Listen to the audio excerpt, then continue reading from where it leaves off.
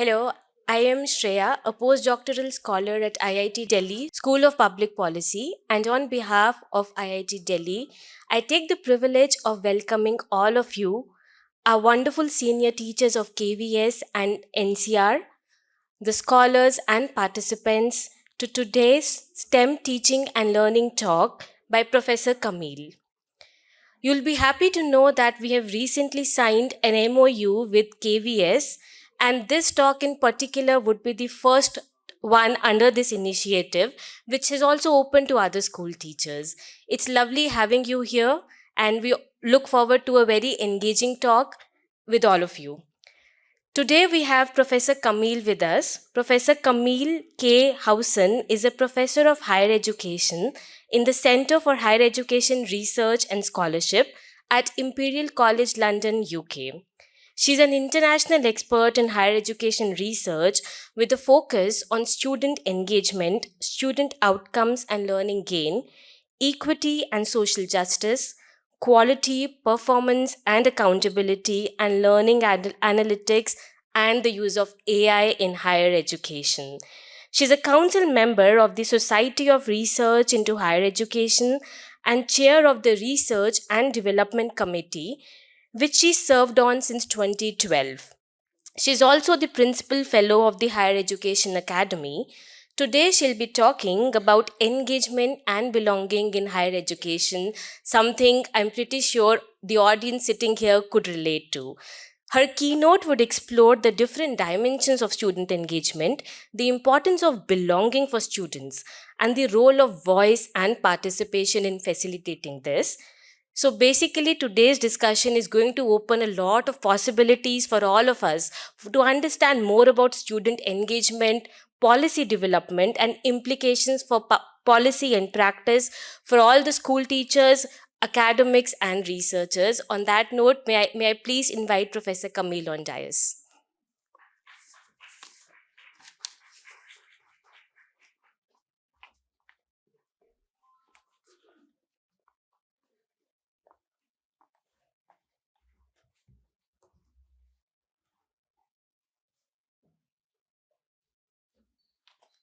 Thank you.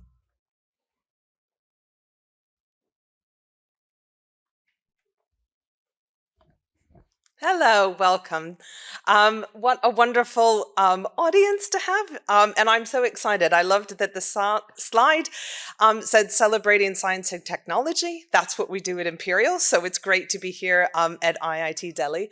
And as you will glean from this talk, I'm a bit of a rogue agent within Imperial's context, really trying to drive innovation and enhancement in education in STEM fields.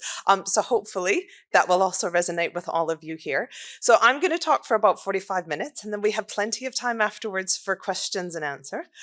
So please do prepare questions that you're interested in asking, and hopefully we can have a bit of discussion afterwards. So this is briefly what I'm going to go over in the talk. Start with a bit of an overview about myself in the Imperial context where I come from, and then move on to student engagement, where I've done the bulk of my research throughout my career, and then move on to some related research on student expectations of higher education, and then on to notions of how do we capture elements of quality, including educational gain, and then move on to some more current research that has been undertaken around partnership and belonging. So hopefully these themes will all resonate either if you are more in the higher education context itself, or if you're school teaching, thinking about preparing students who will go on to higher education, and also thinking about the engagement that's important in the classrooms that you teach in. So this is me. And broadly, what I study is how do we measure quality in higher education? I know on the cover it sounds really boring, but I find it really fascinating. And I think it's really important element when we think about higher education, how we measure what we think success looks like in higher education, because I think that then drives what do we do. And I think when we ask, how do we know what is good higher education? It comes to the fundamental question of what is the purpose of higher education? And that's a lot of the work that I've been doing in my career, trying to answer that question. And I think as part of that, when we think about students, we want to know what do we want graduates to know and be able to do when they graduate from our universities? And drawing on my work here, how does this activity compare across different national contexts? So how does this kind of play out in different places? And to answer these questions, I've done research on academic values and prestige, so what academics value in higher education. I've done extensive work on measuring student engagement, so how do we develop metrics that help us capture what students do in their educational experience? How do we try to design measures to capture students' learning gain, what they actually gain from their time in higher education beyond a piece of paper that says you graduated from this university? How do we make use of student learning analytics, so the data that comes out of the systems that students engage with, to understand their learning and help improve the learning that they experience? And how is all of this wrapped up in support for students' belonging and identity? For a lot of students, coming to higher education is a really big deal, and it's a very transformative experience for them. And so how do we help them belong when they're at their institutions, and how do we help them understand the changes they may undergo in terms of their identity, and also becoming, a STEM student and a STEM graduate, and what is it to really take on these disciplines? So a little bit about Imperial, where I work. It's a world-class research university in London, so I have to fight my corner for attention for teaching and education. It does very well in the global league tables, but it's not something we actively sort of seek and talk about. But we really see that as sort of an outcome of the good work that is done in the research activity. We have 23,000 students, and we're slightly growing our population. We've set up a new campus. For those of you who have been to London, in sort of the White City area, we're building a new campus, which is very exciting. Imperial is very international. More than half of our undergraduate student body is from outside the UK. And we focus exclusively on science, engineering, medicine, and business within the university, which is quite unique in the UK higher education context, and makes us a real hub for STEM learning and teaching and research in the UK. This is a picture of our new campus. We have lots of award winners, but we've also been trying to do a lot of work recently to deal with the gender gap in STEM research and teaching. So there's been a lot of activity that I've been part of, and that's really exciting. We've made quite a lot of inroads in women reaching professorial level and gaining more PhDs from the university. So going to the education side of Imperial, we've been developing very specific strategies around education, because I think what we find is a lot of good intentions get sort of washed away. But we've started in about 2017 with a fully funded sort of 9-year strategic plan around staff and student excellence in a learning and teaching strategy. And it really tried to reorientate the university around education and valuing it. So we've developed a new community of teaching fellows and learning designers, so new job roles across the university to support the educational mission, opportunities for collaboration, development, and knowledge share, and a true fostering of innovation, including some, sort of award-winning hacker spaces and maker spaces that are open to the community to help support outreach. So some of the guiding principles of this strategy have been to provide students with an experience that emphasizes discovery. So rather than just saying research, we use the term discovery because we want students to find things that are new for them. And also actively further embed our research into the education. And we constantly think about preparing students for the rapidly changing nature of careers. This has been evident very much so in the last year or two in relation to AI. So how do we prepare our graduates for the new workforce future that is very AI oriented? And we very much focus on enriched experiences. As you can see in this picture, this is a VR classroom. It's been a very popular teaching tool, especially in our medical faculty. So things that are very difficult to teach doctors, like what do you do when there's a car crash? a massive car crash, and you're first on the scene, you're a first responder, not something you can sort of play out. You can kind of get actors to do some sort of medical scenarios, but something like a mass casualty is just something, you don't want to have to wait for the first time you experience it, is when it happens. So VR technology, it can sort of be done, you can set up the scenario once, it can be kind of high budget, you film it from lots of angles, and then what happens is these doctors get to wear these VR headsets, and they walk in, and it's as if they are in that scene. And they're able to hear sounds and see lights and have people screaming and see smoke coming up and kind of have to make medical decisions in the moment in that time. So students find this really valuable as sort of an additional teaching aid. So again, they're the kind of things that we just really try and look for the right setting to apply some of these technologies. So a fundamental aspect of our learning and teaching strategy has been around co-creation. So we've developed a scheme of students as partners, and this is amazing. So it's sort of funded internships for students to work on enhancement projects within the university. So instead of just working off students' goodwill, we actually pay them to engage with enhancement projects across the university. So they've been involved in projects, even things like space design. So we've redesigned some of our lecture theaters, and students have been part of that activity to design more engaging sort of pod-type lecture theaters to facilitate discussion amongst students when we do work on educational research. And so all the research projects that I do at Imperial, we always put some funding in for students to partner with us. And it's absolutely amazing to get that student experience in what we do, and makes a lot of the activity we do very authentic. We also get student insights into making sure we're going in the right direction, and we're not just doing things on students' behalf, but we're actually doing it with them. So thinking about student engagement a little bit more specifically, so when we think about what is this, it's sort of a term we all might kind of bandy about, but it's really coming down to the research on the time and effort that both students devote to activities that we know are linked to the desired outcomes of higher education, but also what institutions do to induce students to participate in these activities. So it's really trying to get at that it's a partnership. It's not just on students to take advantage and do things. It's also on the institution to provide the right environment that enables students to do this. So for example, if their assessment load is so high that they could never attend an outside lecture, then you're not enabling them to do that. So how does the institution support this within students?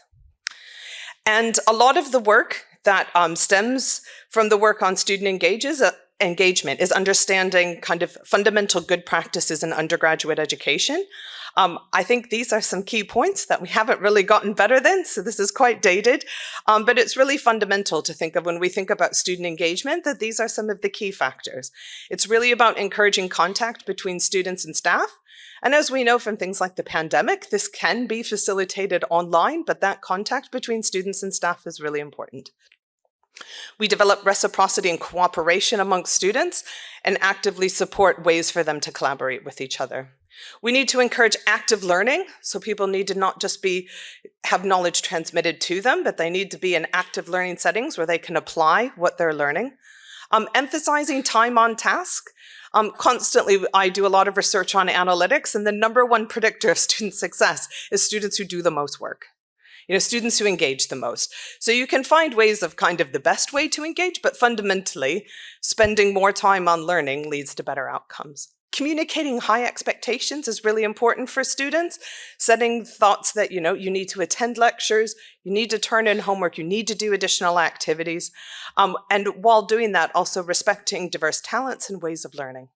So that's really kind of the fundamental cores of student engagement, is developing metrics around capturing these sorts of outcomes.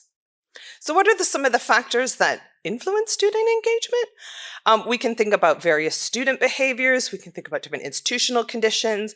Obviously, the teacher being engaging can be very important. Thinking about why students are there. So what is their kind of goal from their time in higher education? And ensuring there's relevant support systems. And it's really thinking about the sort of like interaction and integration.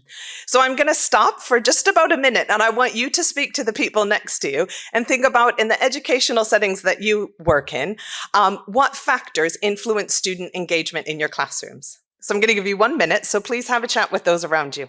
Go ahead.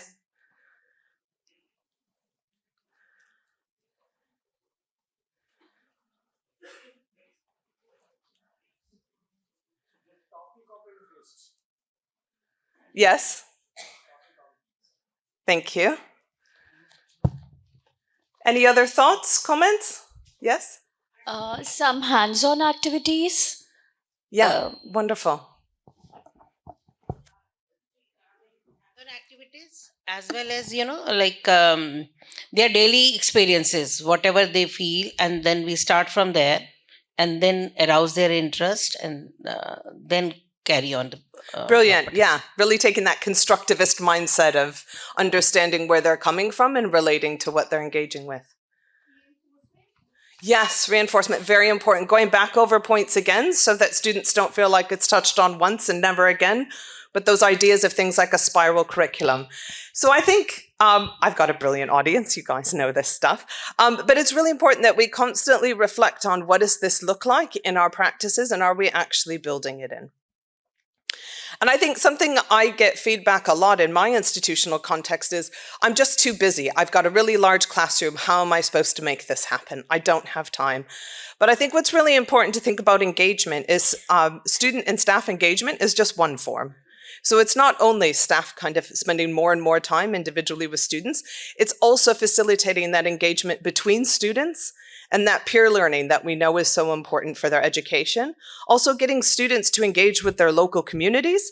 So how do they think about the communities that they live in and the people they associate with as another way for them to think about that as a way to engage their learning with the settings that they're in. Some people sort of critique engagement by saying it's very behavioralist and it's very active and it's people who like talking loud and raising their hand and answering questions in a lecture theater, but it's also the kind of quiet engagement of a student engaging with the content of what they're learning.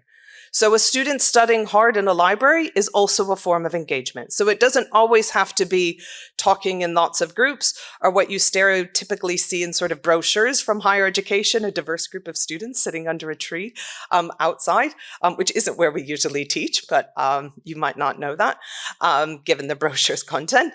Also students engaging with the process of learning. So doing some of that metacognitive work and thinking about their learning, why they're learning, how they're learning. And also students thinking in relation to mentors. So how do they kind of interact with different types of students, particularly older students, to reflect and kind of give them some perspective. So it's thinking much more holistically than just thinking, I'm one teacher, I've got 100 students I'm assigned, and I can only work in the time I have allotted. But think, how do we create a broader culture of engagement across the student body? Because it really is a culture and attitude that's fostered towards students, but it's led by staff. It's encouraging, kind of saying, this is what we expect of you. We don't expect you to just sit there half asleep in a lecture theater. We expect you to be active agents in your education. And setting those high standards really changes the tone for students. So I'm going to speak briefly about a couple research projects that sort of link these ideas. So one was a really exciting project on student expectations and perceptions of higher education. And this research was done when the university tuition fees in the UK were tripled. So from one year to the next, 1 year paid about £3,000 a year for home students to go to higher education. The next year they paid £9,000. So that when this happened, there was a lot of concern in the higher education sector that suddenly there were going to be completely different students coming in, demanding, cups of tea delivered in the lecture theater and gold-plated lectures, and every talk had to be like a TED talk because they were going to be paying so much. So this was research to sort of investigate some of what students were expecting from higher education. And then the second piece of research is trying to sort of capture the outcomes that students have from their higher education experience.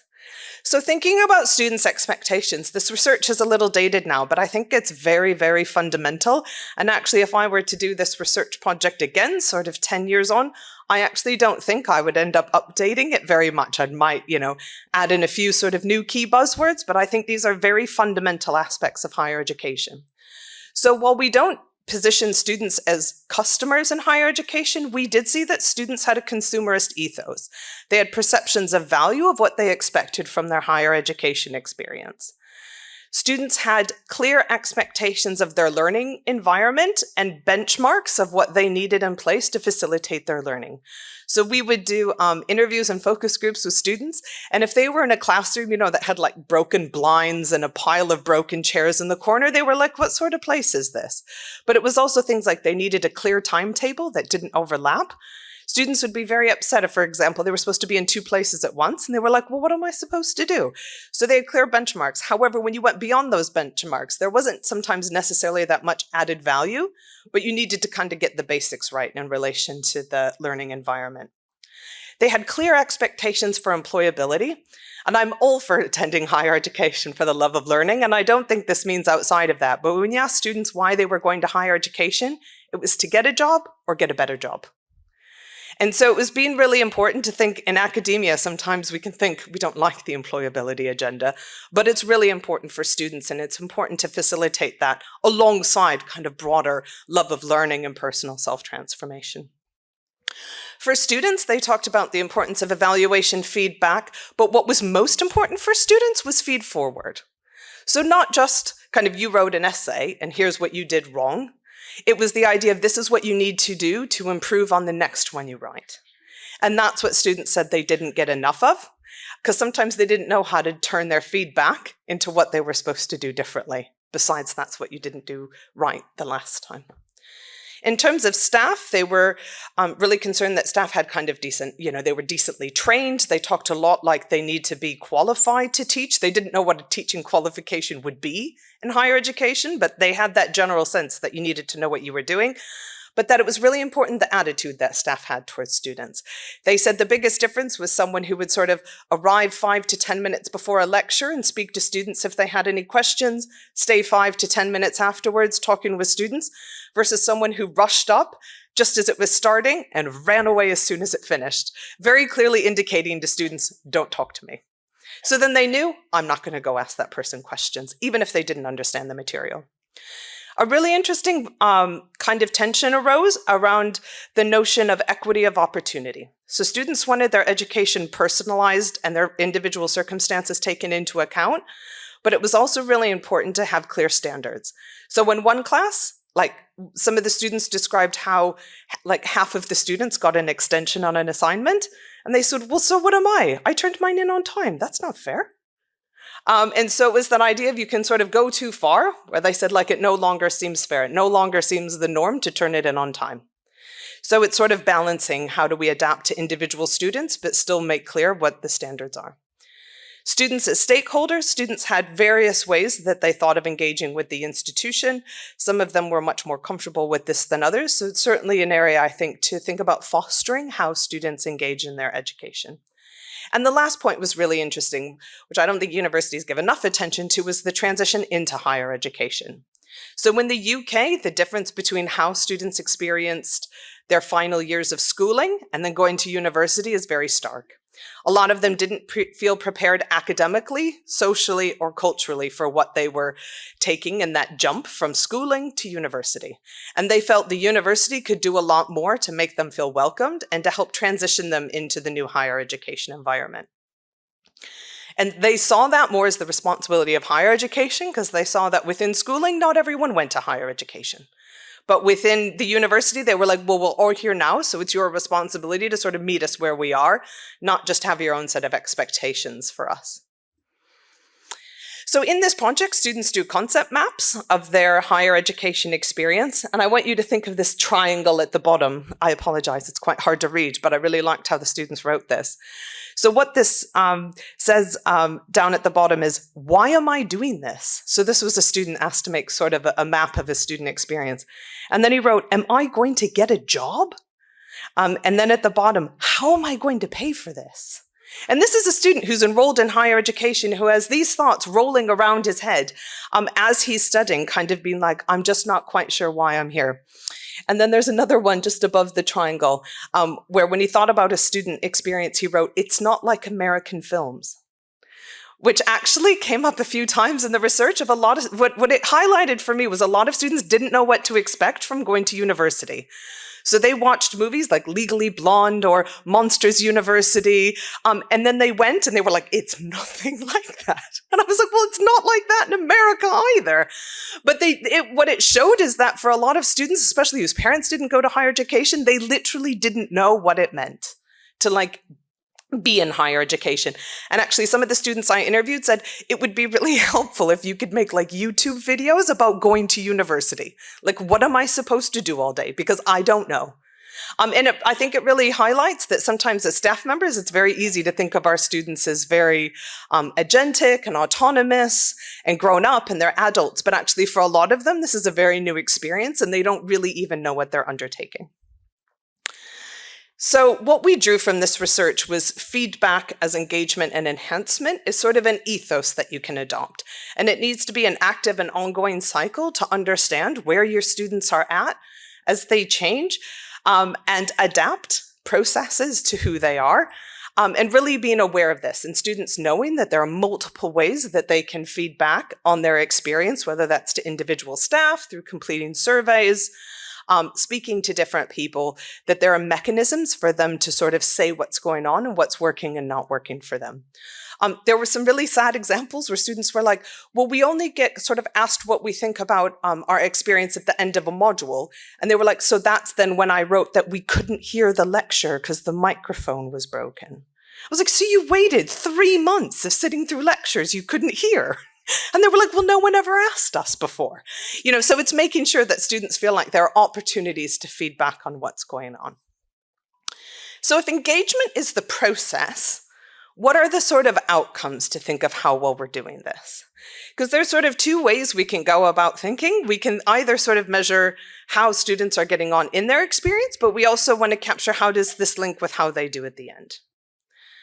So when we think about what to measure, we really want to raise the question of, and this is what I mentioned earlier, what is the purpose of higher education? Because you can't just think of, well, we'll measure what, like number of students, number of degrees? You have to go, well, what do you think the point of higher education is? What is valued? What are student expectations of higher education? What should graduates be able to know and do? And these are some of these fundamental questions. So when we think about what is success in higher education, depending on your perspective and your point of view, for some people, it's about providing a leveling playing field. That no matter who you are, no matter where you came from, you get a degree from here and, that levels things out. And that's the kind of experience and that's what you want to prioritize. For some people, it's the degree outcome. What sort of grades did you get? Did you get a first? Did you get a second? For others, it's about the amount of effort you put in. So it's sort of relative to where you start. So you might get some students going, man, this person really didn't know much when they came in, but man, oh man, they tried, and they really got there in the end. When you talk to, for example, in the UK, when we talk to government or policymakers, we often hear it's about employment and it's about salary. So what sort of jobs are students getting? What's the sort of graduate premium on the jobs that they're doing? From a sort of treasury perspective, it's what's the return on investment? How much did we put into the system and then how much are we getting out? So when you think about this, what is success? We have different answers depending on whether you're students, whether you're staff, whether you're academics, whether you're senior management in a university, whether you're the government. But I want you to take a moment to sort of reflect on what would you measure for what you value in higher education. So think about what's important to you, and it might be quite kind of noble and aspirational, might be kind of basic, but think about, do you have measures to capture what you think is important? Because that's an easy way to then reflect on, does that match with how we feel we are judged as universities? Some people, and I'm included, write lots of ranty journal articles about university rankings, but sometimes instead you say, well, if you don't think that's a valid measure, what do you want instead? So having to sort of provide that answer, that instead of getting to say, I don't like what you're doing, you have to kind of do the mental work to provide an alternative.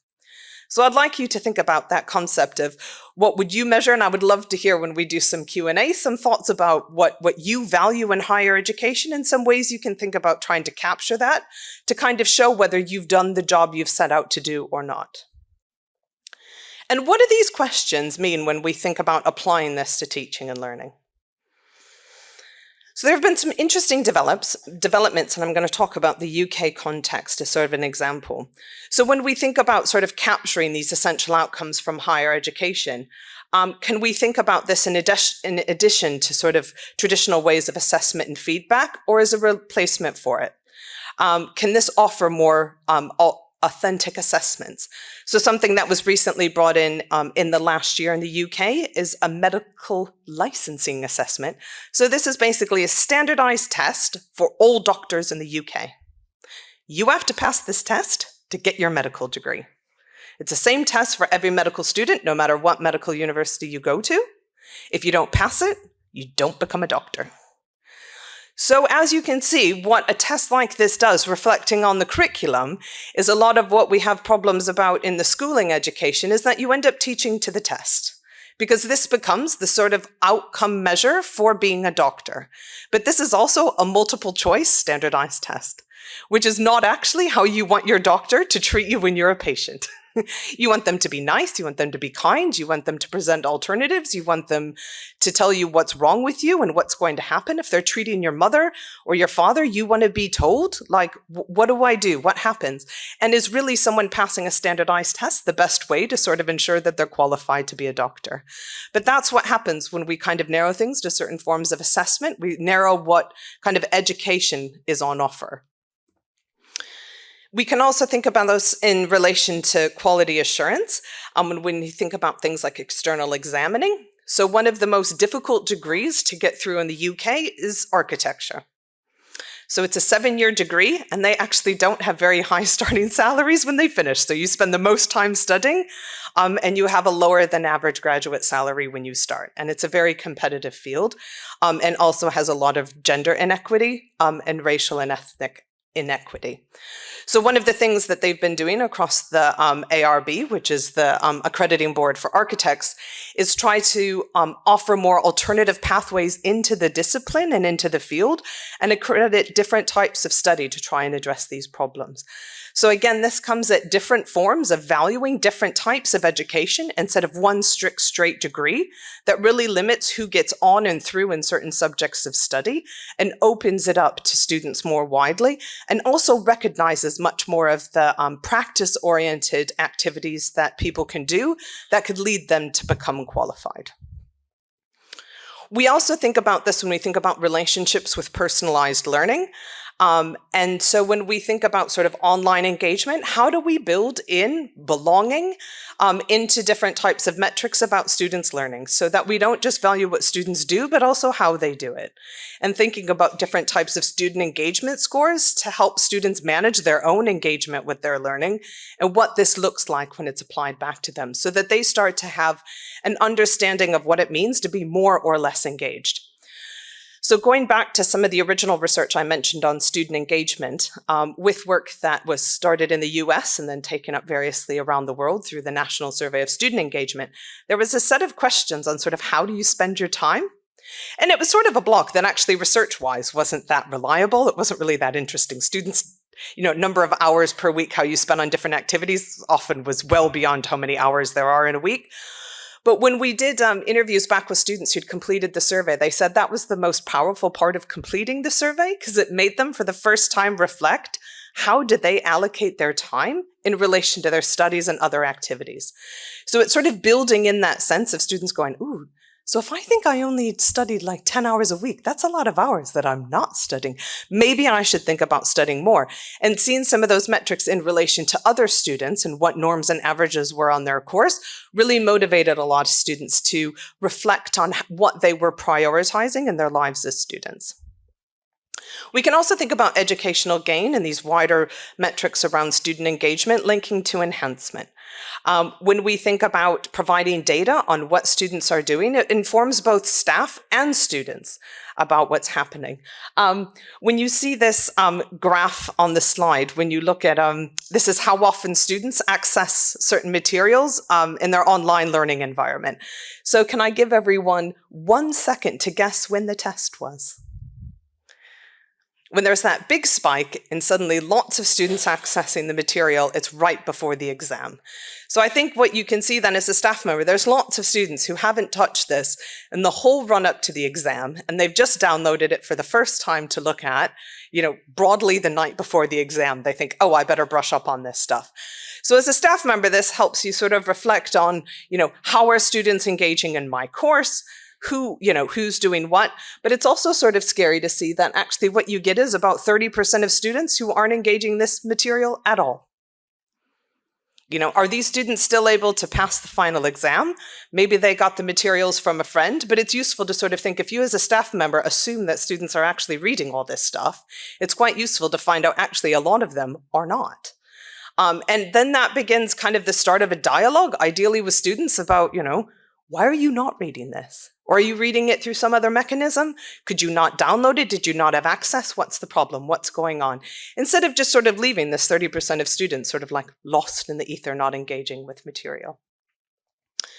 We also use a lot of the data that comes out from these projects for empowering students. So one of the most exciting ways to sort of manage things like student learning analytics and how they're engaging with their coursework is to feed the data back to students themselves. So rather than use it just to design dashboards to kind of say, these are students we need to go chase up and follow, they're at risk, it's also really important to give students this data to sort of say, use this to reflect on your own learning. This is actually something students are really comfortable with because this is what they do in relation to their whole sort of online mediated worlds. They get regular sort of data updates from apps that tell them which music they're watching, which TV shows they're watching, which websites they follow. A lot of them use fitness tracking apps, how many steps a day, how many calories a day are you eating? And then students sort of have expectations that this also is relevant to their learning. And so I think as we get more and more of this data, it's really important to feed it back to students so that they can reflect on how they're engaging with their learning. And it doesn't just become something we tell them about what they're learning, but that they actually think, oh, maybe I want these numbers to be different or higher or set some different goals for myself. We can also think about applying some of these data and analytics into how students are engaging with the university and use AI to help support that. So one of the things we did at Imperial is we had a set of web pages called the Student Success Guide. It was brilliant, but it was also quite impenetrable if you didn't know where to look for what you were supposed to find. We got a lot of feedback from students. They just had no idea where to go. So what we did was sort of fed all that information into its own little chat bot who doesn't talk to you about like football scores or what happened in the cricket on Sunday. It just tells you what's in the Student Success Guide. So students can ask things like, where's the Disability Advice Service? Where do I go to log on to take the required anti-plagiarism course? And so they can get straight to the information that they need to help support them. And I think these sorts of activities, when they're done in consultation with students, can really help them gain the information that they need to succeed on their course. And then just to sort of wrap up, I'll tell you a little bit about a project that I'm working with Sharia that I'm very excited about on the impact of AI and collaboration and belonging. And so this is a partnership project between IIT Delhi and Imperial, where we're looking at students' regulation and agency towards independent and collaborative learning in the AI age. So this is sort of stemming from this idea that for a lot of students, AI is something that they do one-on-one with a computer with personalized agents that give them feedback. But what is the impact of AI in relation to how they learn with other students? So as I mentioned earlier, we know how important collaboration and interaction and peer learning is. But are there dangers that sort of AI is supplanting some of that? So you have an agent instead of a study buddy. And your study buddy never, your agent never judges you for asking stupid questions. It's like, oh, that's a very good question. I'm happy to answer that for you in a very perky American voice. And so I think it's, so what we're trying to do in this research is both sort of understand how students are using AI, how it's affecting their collaboration, but how do we also design ways to facilitate students to kind of maximize the power of AI in those collaborative settings. And we know this very much matches on to what the modern workplace is asking of students. It's that they will use AI in their jobs when they work in teams. So they're not going to go into jobs where they can just sit and ask ChatGPT all the answers because they wouldn't need a job if that's all their job was. So it's how we get them to sort of build this into what they're doing. So we just ran a pre-hackathon workshop in partnership with Microsoft yesterday. We had a very busy day at their headquarter offices. And then we're going to build up and be running a hackathon here, one in Delhi and another one in London, where students are going to sort of develop some apps and different ways to kind of think about how we can use AI in that collaborative learning experience. So really excited about this project. So it's running from now until June. And drawing on these broader questions around belonging and identity in STEM higher education, I'm very happy to completely flaunt my book because it's open access. So please do, you can scan the QR code, you can download a PDF of the whole book. And it's various authors exploring different ways of thinking about these key questions on student belonging and identity, specifically within STEM higher education. So how do these issues that we might think about in higher education broadly play out when we think about the STEM context? And for students who may want to engage in different ways, and we see this playing out in things like our hackathon, where sometimes STEM students might be a bit hesitant, for example, to engage in focus groups. They might kind of not speak up a lot, but as soon as you get them engaging in the sort of language and norms of their discipline, they're very lively and they'll do lots of contribution and feedback a lot about their experience. So it's about how do we sort of work with STEM students in a sort of STEM way of thinking. So I end all of my talks that I do on engagement and belonging with sort of a call back to you to think about this hopefully just wasn't a chance for you to learn from me, but also some takeaways for you to think about how you engage with students in your own practices, whether they're directly in the classroom or in facilitating the learning and teaching of others. So think about how do we challenge students? This isn't about treating them just as customers and giving them what they want, but it's about setting a high bar and having high expectations. How do we support students in their learning so that we challenge them, but also let them know that if they're struggling, we're here to help them? How do we inform students about what's going on? How are we really clear about what higher education is about and what we expect of them? How do we both seek, ask, and report on feedback from students to make sure we keep those ongoing loops going that we know are really important? How do we provide opportunities for students? I mentioned the Students as Partners scheme, which makes it really easy to bring students into projects and facilitate that engagement. How do we also hold students responsible? So we kind of say, this is what we expect of you. So we don't sort of let them get away with, slipping sort of bad behavior, but we kind of go, you haven't turned up to lectures for the last few weeks. Why not? We expect you to be here. I'm giving my time to teach you. I expect you to come here and learn.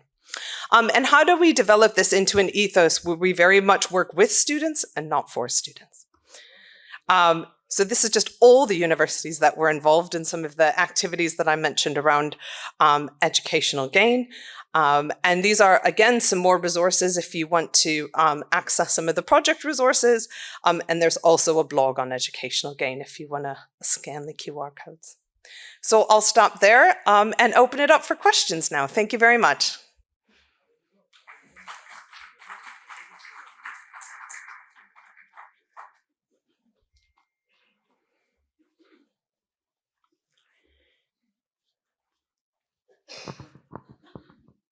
So thank you, Camille, for such a wonderful talk.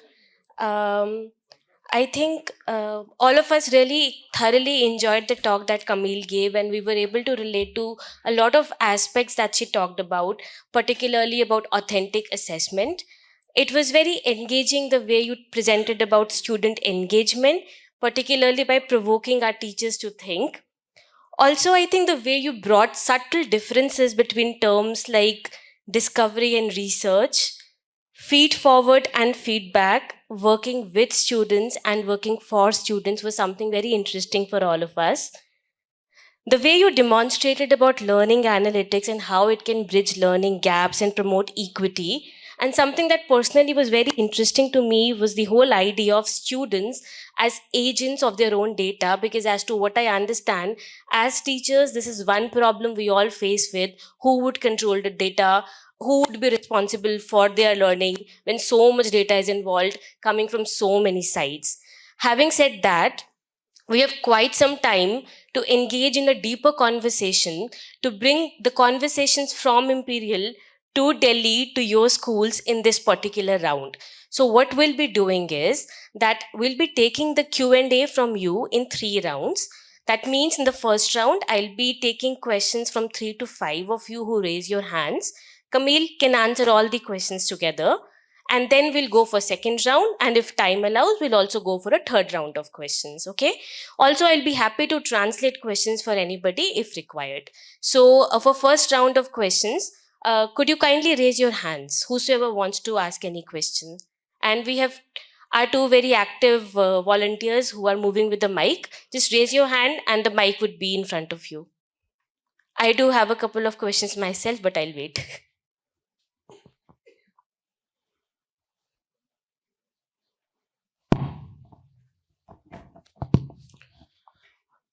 After this corona period, there are too many distractions for the students, especially school students, and also for higher education. There are too many distractions. We are keep on going lowering our standards, so most of them get passed. That is a very serious problem that is I am seeing right now. So how to deal with that? Too many distraction and lowering of standards. Very clear question. Thank you. Could we have 2 or 3 more questions? All right, I'd like to add one question before the other person raises the hand. I just wanted to understand, how would you relate the whole idea of school education and higher education? Where do you see the intersection? Okay, now another one from audience before I start dominating the conversation with my subsequent questions. There's one in the back over there.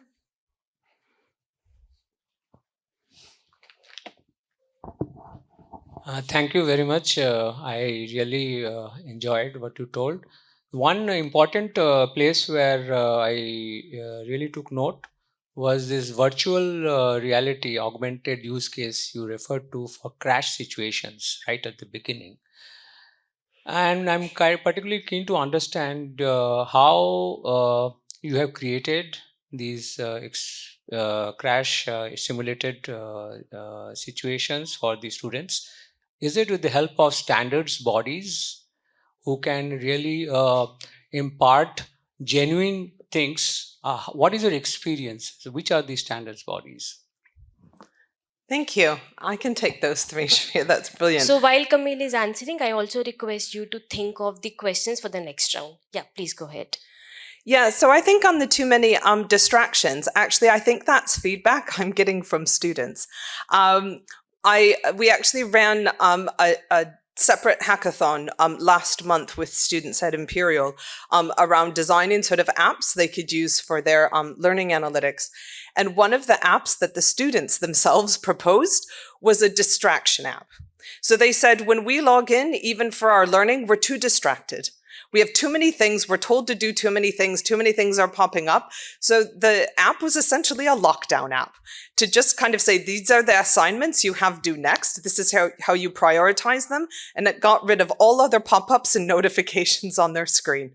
So I think it's something that actually students themselves know they're too distracted. And so it's, how do we sort of create learning environments where they can actually come together and focus?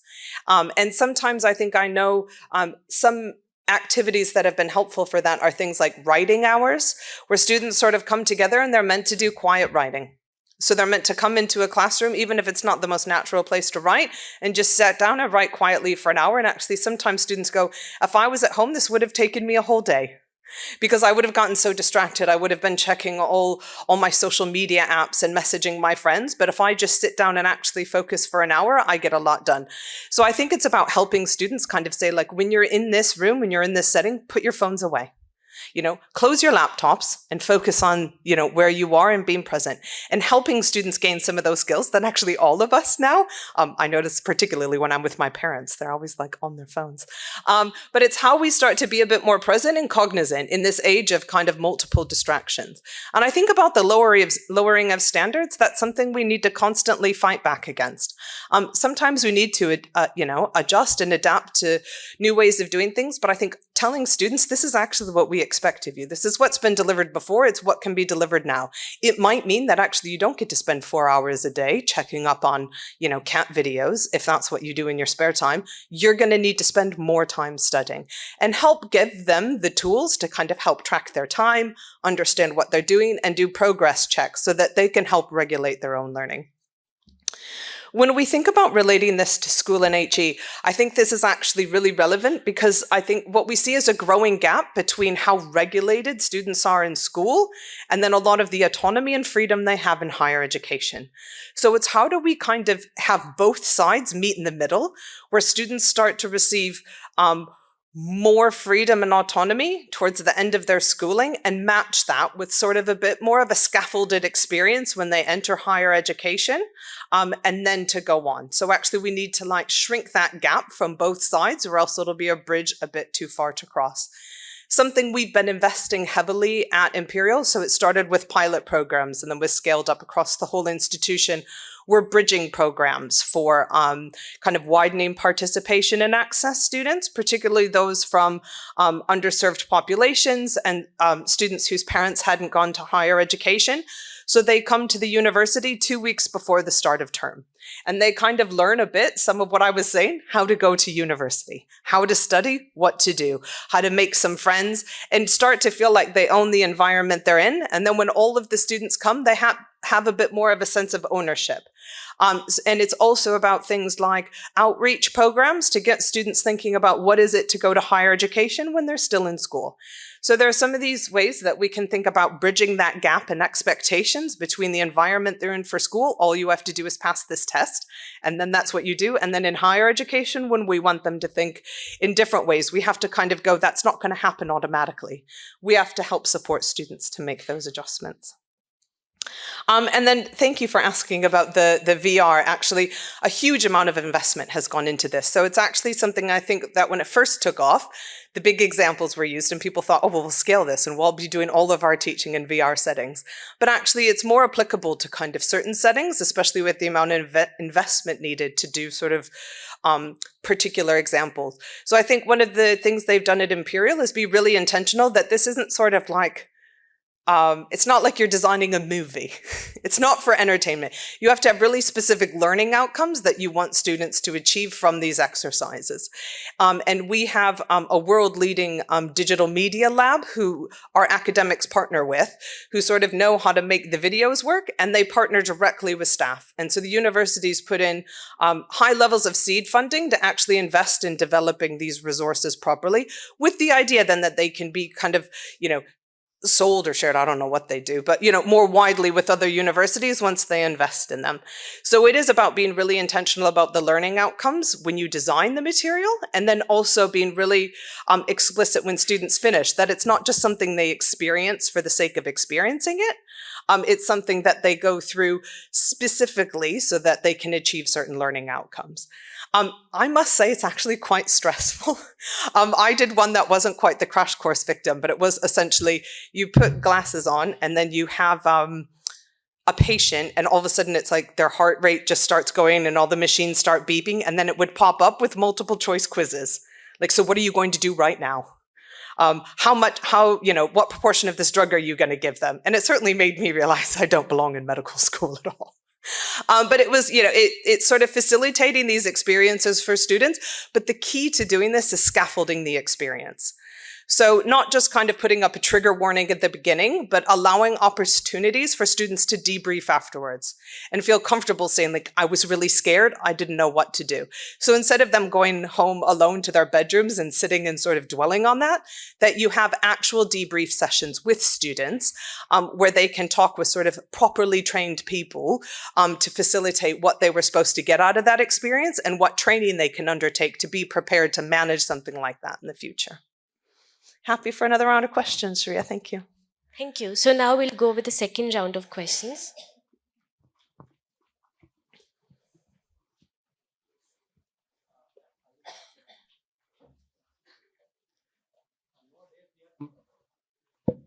We are completely going on for AI and not from high studies from class 6 onward. But we are practically feeling that students are completely dependent on the AI. They are not even want to use any of the difficult things, something by their own. They are simply ready to find the solution from using the AI. So is it good to just simply allow them to using the AI and intervene simply for everything, or should we restrict something for AI? How can we do that? That is my. Thank you. Good morning to all. I just want to ask that we have been guiding the students that be disciplined, work in a line, just giving them instructions. Now, how will they think out of the box? Because these are two opposite things. If a child is thinking out of the box, there are chances that the child will be indisciplined because he is thinking which we can't think. So how to cope with these two situations together? And when we have 50 students in a class, there are different types of students. Thank you. Thank you.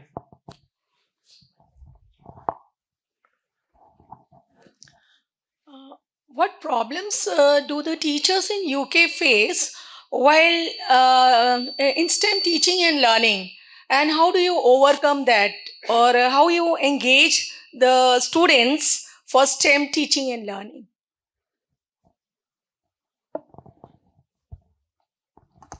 Hello.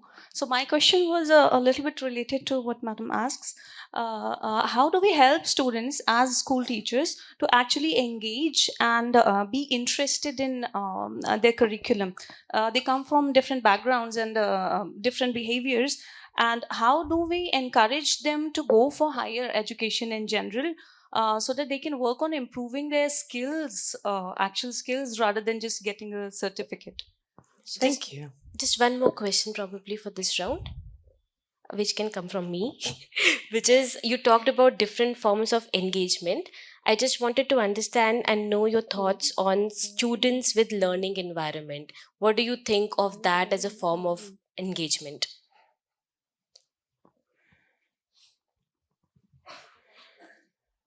Thank you.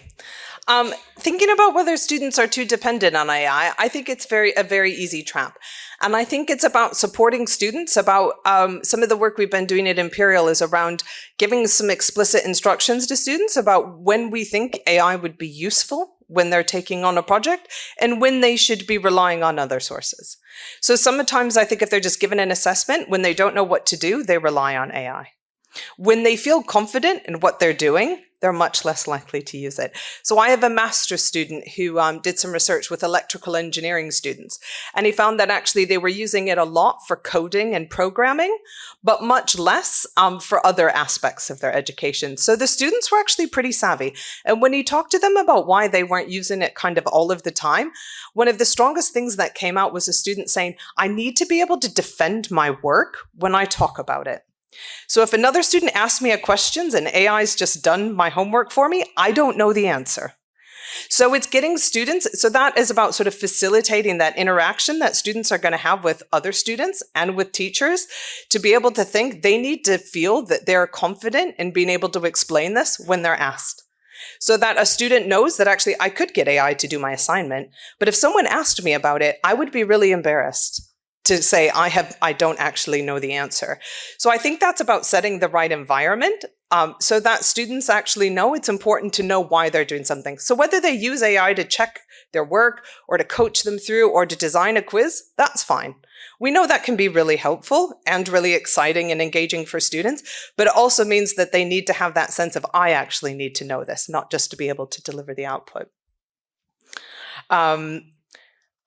Thinking about out of the box and in the box thinking, I'm actually going to give an example of a box. So during COVID, we obviously couldn't have students coming in and doing their labs on campus. And we had some amazing technicians at Imperial who actually designed, it was called a lab in a box. So the technicians sort of put relevant materials into a box that then they shipped all around the world to students so that students could set up experiments in their own homes. So these were on things like wave functions that they just needed to like attach a hose, and then there would be a piece of plexiglass that fit in, and they could look at some of those wave formations when they, would swish the water or something. And what that did was sort of give students a chance to engage with their learning and get some of that hands-on thing. But something that was unexpected that happened on the back of these like low-tech boxes, and something that never happened in the lab when they were on campus before, was students started hacking their boxes. So they started coming up with their own experiments. They started going, well, what would happen if I ran like an electrical current through this wave? And then they would send in to their teachers how they hacked their box. And they kind of developed natural experiments themselves. And they were encouraged to do this safely, so we didn't want them blowing up their homes. But what was really exciting was it was that sense of actually, once we gave students something sort of like low tech to play with, a lot of students who would have just rotely gone through and done what they were supposed to in the lab and just kind of followed the cookbook of conducting a lab, whether this is in school or university, suddenly they were given what felt like to them they had agency about their kind of lab equipment, and it allowed them to sort of open up what they were doing. And it also gave them that sense of they were no longer breaking the rules because they were like in their own space. And so actually this is something that's been sort of carried on post-pandemic. So we still take them into the proper labs and they do their research, but we also have opportunities to sort of engage in their own ways to facilitate this in a way that then they're not getting in trouble. They're not breaking the really expensive, like, atom colliders and expensive tech, but they're also given ways to sort of engage. So it's kind of creating that broader safety net. So we don't sort of box them in too much, but we give them that space to thrive. But it's sort of managed. So that, again, that's that scaffolding of how we go from a sort of very standardized experience to start to sort of take that scaffolding off and give students more agency in their learning. And there were a couple questions about sort of, problems in STEM and how to engage students. And I think sometimes we try and engage students, a lot of us who are in education, we get trained in sort of social science methods and constructivist learning and active thinking. But a lot of times that's not on par with the STEM-like ways of thinking that a lot of our students have. So a lot of that is more grounded in sort of abstract and logical ways of thinking, and not necessarily as like behavioralist and performative. And so sometimes it's thinking about how do we engage students in ways that they're comfortable, not in sort of, this is what we think you should do, but how do we engage you in what you want to do? So something that I found absolutely fascinating when I went to Imperial was like, they have a student coding club and they'll get like 150 or 200 students. This is a voluntary like student society coding.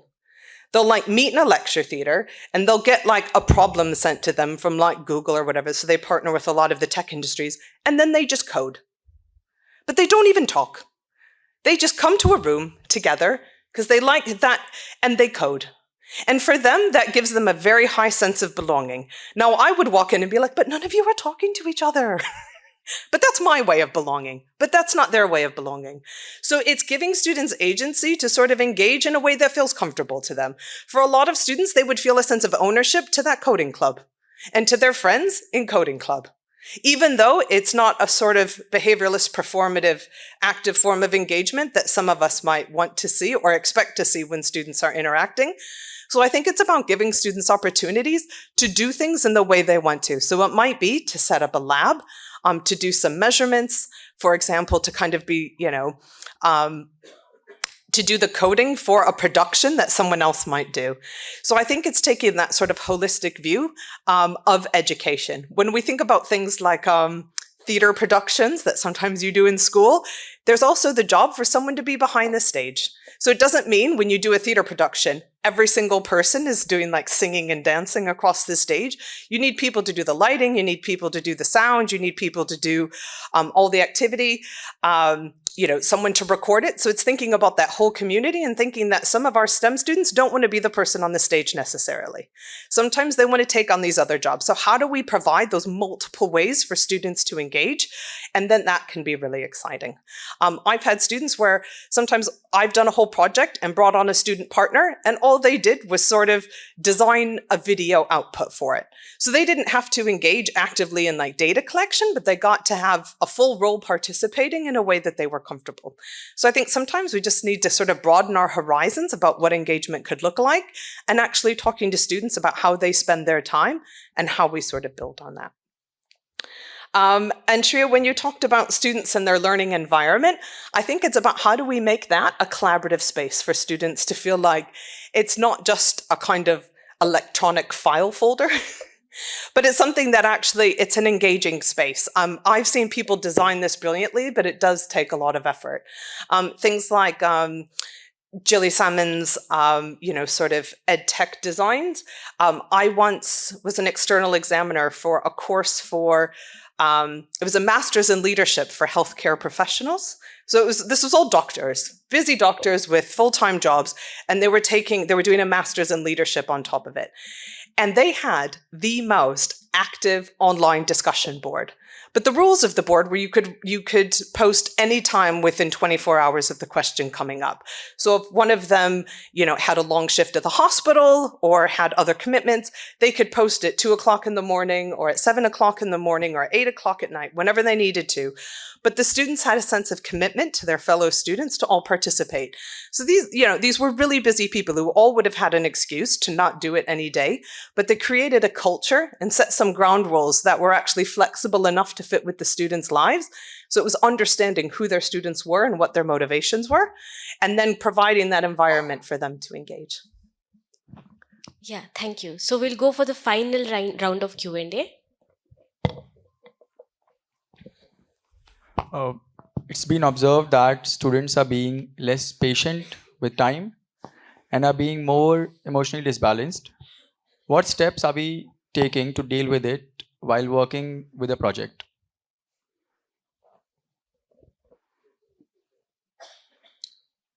Good morning to all. Thank you so much. So if we talk about higher education, students are more responsible, more focused on their goals. They know what success means. They know that they have to learn all those proper skills to enter in the real life world, to enter in their respective jobs.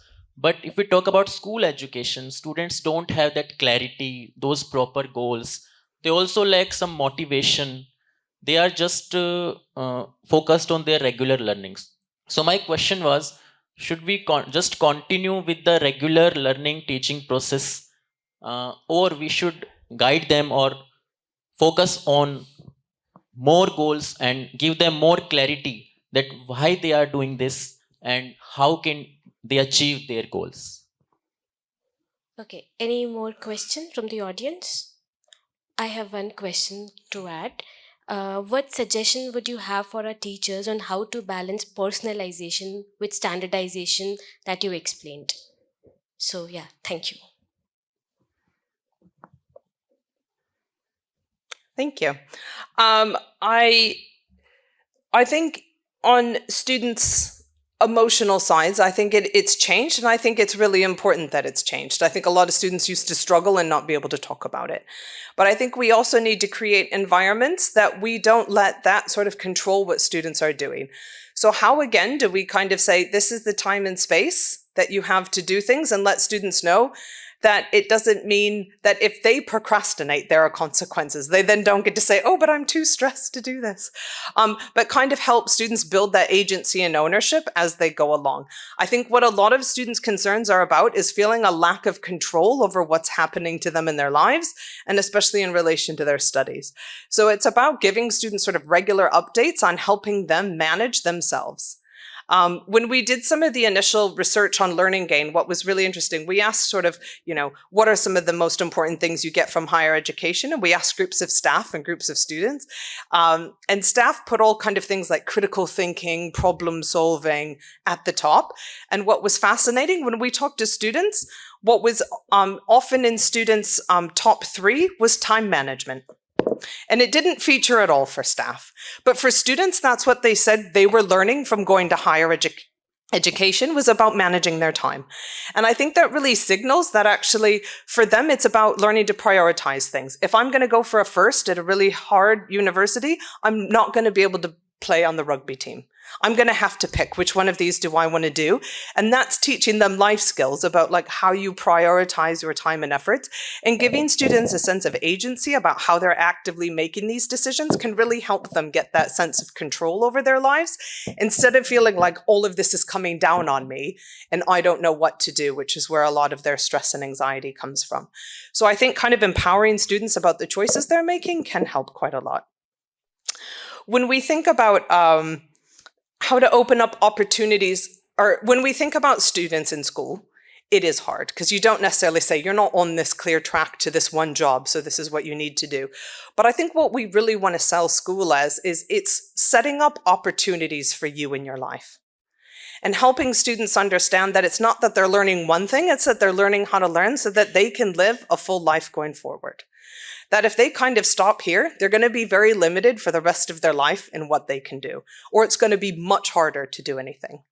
So really getting them that sense that there are lots of things you could do and exposing them to that so they can kind of see this is what you can do when you finish school. When you engage well, these are the kind of opportunities that are available to you. These are things that are not available. And also kind of letting them know these are some of the things that you would be.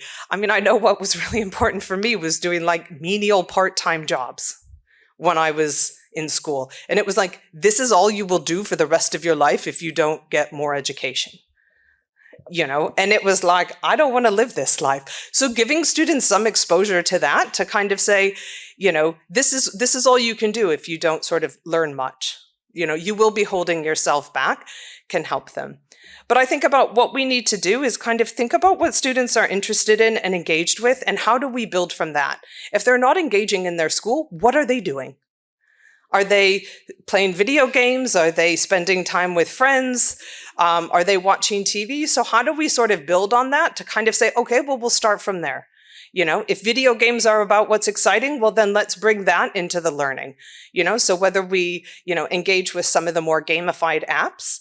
I know I've got a 7-year-old son and he's very competitive. And, if I sat down and said, let's do your times tables, he would do anything. He would run away. He would roll his eyes. But we've got amazing, apps through his school that like turn it into a game, and he collects coins and he can buy things, and he's constantly in competitions. He can play against his teacher. And suddenly every day he's like, oh, I need to do my times tables. And it gets really exciting. So some of it is turning, engaging with students where they are and what they're interested in and building on that.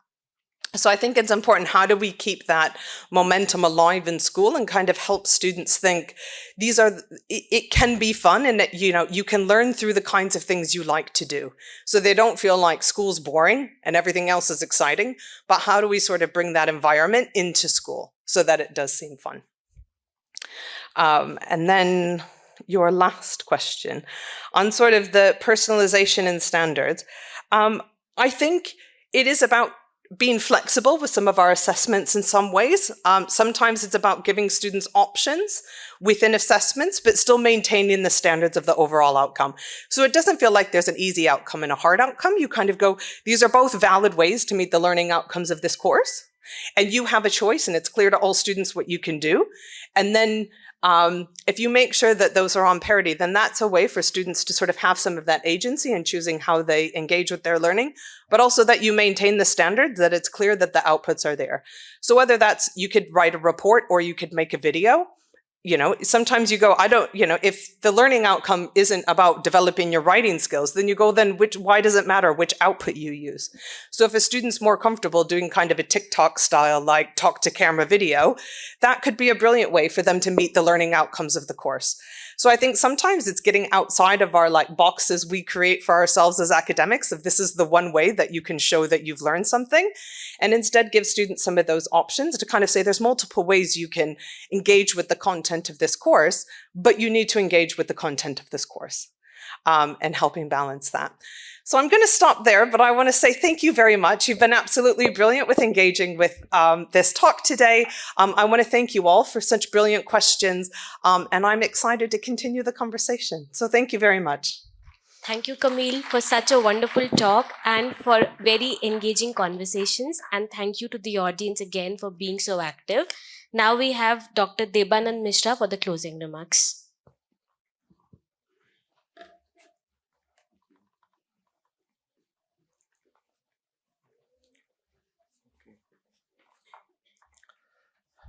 Thank you, everyone. My name is Debanand Mishra. I'm at the School of Public Policy at IIT Delhi. First of all, a big thank you to all the teachers for being here. We are really honored to have you being part of the community. And I'm really excited that we have started this initiative to engage with schools. Uh, Clearly, some of our faculty members here also in their individual capacity examine various issues related to teaching and learning, including myself. But this is a great institutional initiative which we hope to continue. Couple of few announcements before we close. One, there will be a photograph taken right now within this room. So if I may request some of you to stay back for the photograph to be taken. Second, we have organized a working lunch only meant for school teachers in this room. It's at the director's foyer. So as you go out, you will see a staircase going to the first floor. In that place, there's a working lunch that is being organized. So please do join us for the working lunch only for the school teachers. Once again, thank you, Camille. Is there a memento? Yeah, can I call you to the foyer again, Camille? Thank you.